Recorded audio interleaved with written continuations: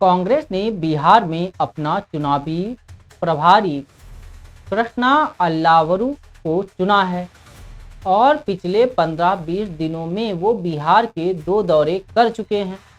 ये खबर इसलिए महत्वपूर्ण हो जाती है क्योंकि बिहार में कांग्रेस को करीब करीब मृत पार्टी मान लिया जाता है।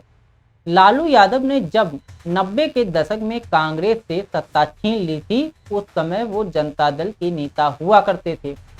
बाद में उनकी अलग पार्टी राष्ट्रीय जनता दल भी अस्तित्व में आई तो उसने कांग्रेस के लिए कोई जमीन नहीं छोड़ी। समय बदलने के साथ जब तक नीतीश कुमार ने जेडीयू का दौर आया, तब तक कांग्रेस बिहार में केवल राजद की पिछलग्गू की भूमिका में ही नजर आती रही। आज की बिहार कांग्रेस के 5 बड़े नेताओं का नाम भी बिहार के किसी मतदाता से पूछ लीजिए तो नाम गिनाने में उसके लिए कठिन हो जाएंगे।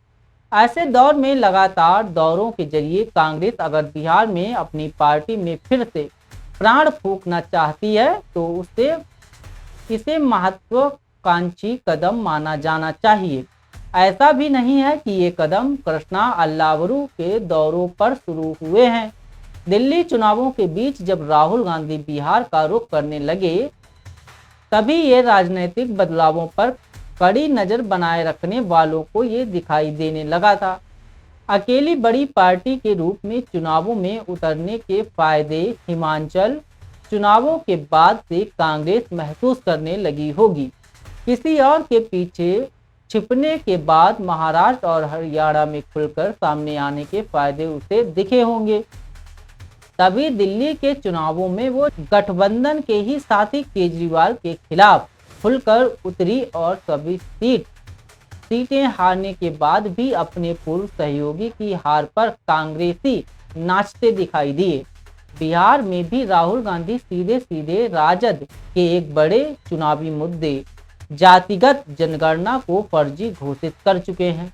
असल में नवंबर 2024 के उपचुनावों में ही कांग्रेस को साफ समझ में आ गया था कि बिहार में MY समीकरण यानी मुस्लिम यादव वोटर पर राजद की पकड़ वैसी नहीं है जैसी वो दावे ठोकती दिखाई देती है। इंडिया गठबंधन दल के लोग बिहार में जो महागठबंधन चलाते हैं, वो उपचुनावों में सभी 4 की 4 सीटें हार गई थी। राजद पर मुस्लिम लोगों से वोट लेकर उन्हें पर्याप्त प्रतिनिधित्व न देने का इल्जाम भी लगता है और इसी वजह से 2020 के विधानसभा चुनावों में ओवैसी की AIMIM के 5 उम्मीदवार राजद के मुस्लिम उम्मीदवारों को हराकर आए थे। बाद में राजद ने AIMIM के कुछ विधायक छोड़े भी थे। प्रशांत किशोर की पार्टी राजद के लिए एक नई चुनौती बनकर उभरी है। राजद को एक तरफ तो चिट्ठी जारी करके अपने कार्यकर्ताओं को प्रशांत किशोर से दूर रहने को कहना पड़ रहा है। दूसरी तरफ प्रशांत किशोर ने बेलागंज से अपना मुस्लिम उम्मीदवार उतारा था। बेलागंज उपचुनावों में प्रशांत किशोर का उम्मीदवार कुल 17,000 वोट काट ले गया और राजद को 21,000 वोट से हार कर संतोष करना पड़ा।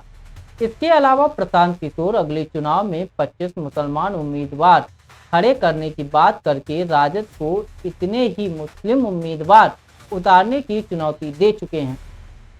इसी दौर में कांग्रेस ने भी मुस्लिम उप मुख्यमंत्री बनने की बात की थी, जिस पर राजद प्रवक्ता मृत्युंजय तिवारी ने कहा था, ऐसे बयान गठबंधन धर्म का उल्लंघन करते हैं।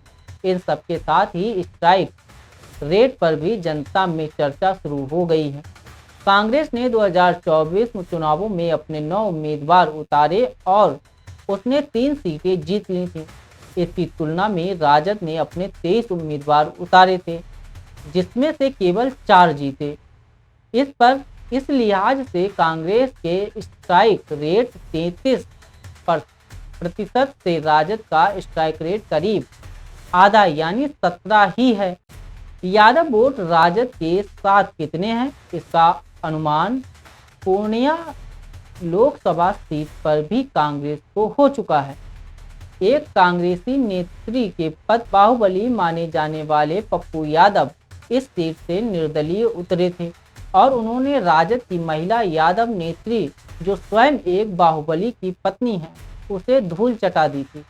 हाल ही के इन चुनावी नतीजों के साथ जब कांग्रेस के कृष्णा अल्लावरू के इस बयान को जोड़ा जाए कि कांग्रेस अब बी टीम की तरह नहीं ए टीम की तरह जनता के लिए उतरेगी, तो साफ हो जाता है कि कांग्रेस अपना जनाधार ही नहीं बढ़ा रही बल्कि एक बार फिर से अपने पुराने कार्यकर्ताओं पर भरोसा करना भी शुरू कर रही है।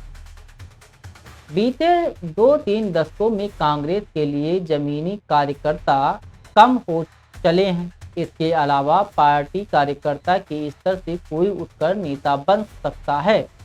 चुनाव लड़ने के लिए कार्यकर्ता का विशिष्ट परिवारों में जन्म लेना आवश्यक नहीं, ऐसा आम लोग मान नहीं पा रहे थे। कांग्रेस के व्यवहार में ये दिखाई नहीं देता था।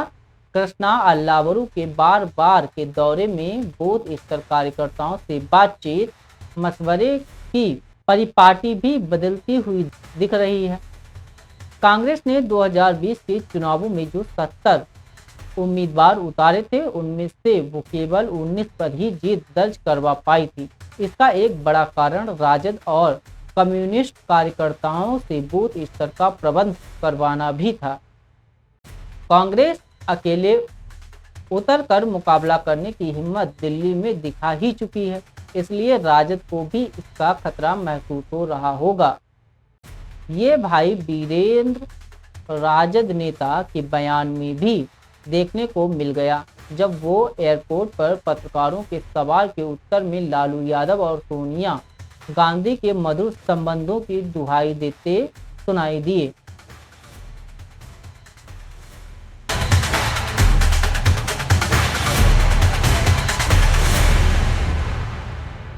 यूक्रेन के राष्ट्रपति जेलेंस्की ने ओवल ऑफिस में अमेरिकी राष्ट्रपति डोनाल्ड ट्रंप और उपराष्ट्रपति जेडी वेंस के साथ कहासुनी के बाद व्हाइट हाउस से रवाना होने के बाद यूक्रेन के समर्थन के लिए ट्रंप और अमेरिका का आभार व्यक्त किया।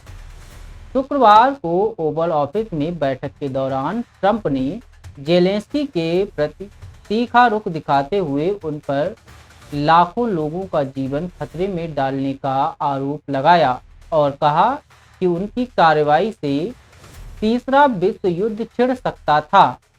इसके जवाब में जेलेंस्की अमेरिका के साथ महत्वपूर्ण खनिज समझौते पर हस्ताक्षर किए बिना व्हाइट हाउस से रवाना हो गए। व्हाइट हाउस से प्रस्थान के कुछ ही मिनट बाद जेलेंस्की ने एक्स पर पोस्ट में लिखा, धन्यवाद अमेरिका, आपके समर्थन के लिए धन्यवाद, इस यात्रा के लिए धन्यवाद। अमेरिका, राष्ट्रपति, कांग्रेस और अमेरिकी लोगों का धन्यवाद। यूक्रेन को न्यायपूर्ण और स्थायी शांति की आवश्यकता है और हम बस उसी के लिए काम कर रहे हैं।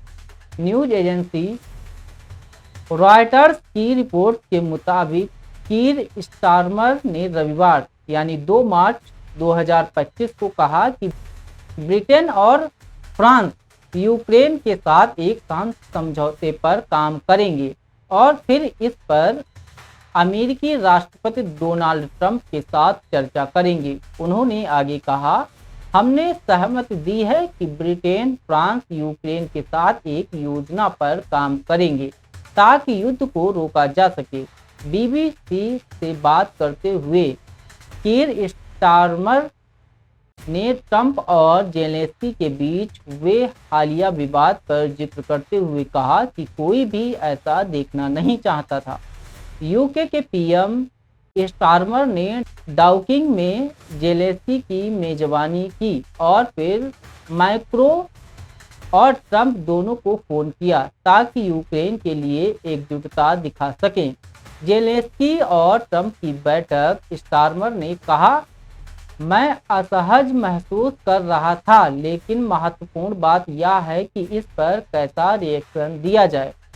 उन्होंने आगे कहा कि फ्रांस, ब्रिटेन शांति योजना में 1 या 2 अन्य देश शामिल हो सकते हैं, ब्रिटिश प्रधानमंत्री ने उम्मीद जताई है कि दूसरे यूरोपीय देश भी यूक्रेन का समर्थन के लिए आगे आएंगे, लेकिन रूस को यूक्रेन पर दोबारा हमला करने से रोकने के लिए अमेरिका युद्ध विराम का समर्थन करे।